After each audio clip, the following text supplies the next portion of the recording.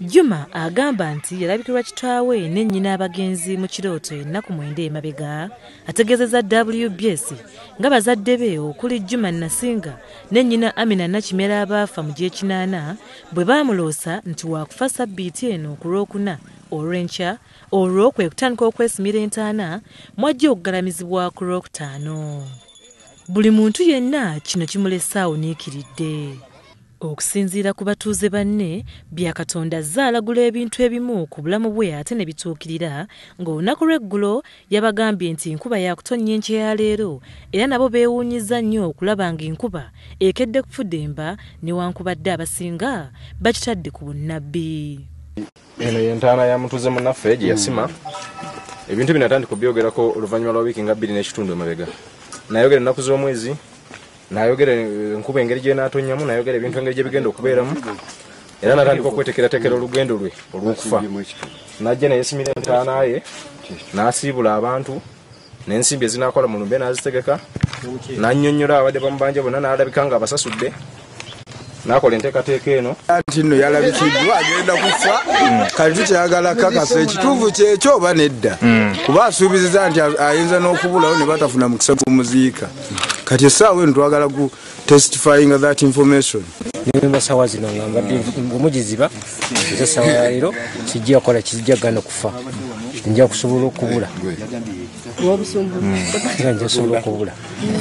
Ne tukola kinaffe tuvaawo, yagandi ko ejja kutonya, etonya, tulinde Olwokuna.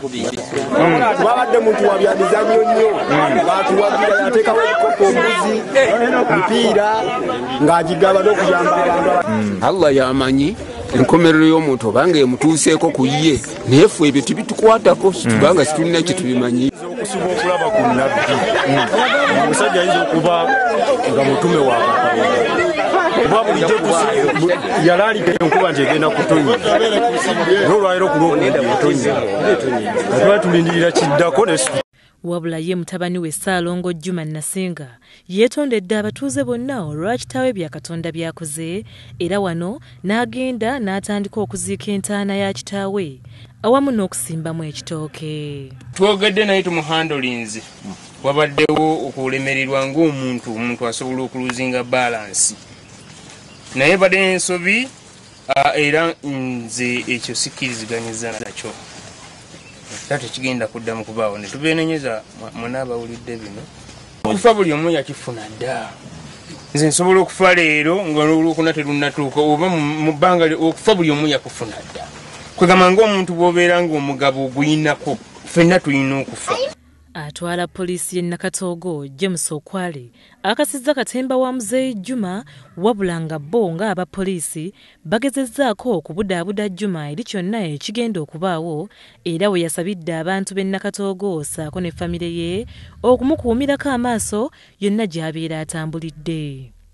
Dene natunyonyola nti kituufu abadde afuna ebirooto. Okuviira ddala Juma bwe yalangiridde okufa kwe, abantu be nga n'okusingira ddala mukyala we tebamuva ku lusegere nga beeraliikirira okufa kwe. Kyokka nno Juma Nasinga Byakatonda musajja mutegeevu nnyo nnyini ddala, era nga bw'osinziira ku ebyo waggulu wandirowooza nti omutwe gwe mulwadde.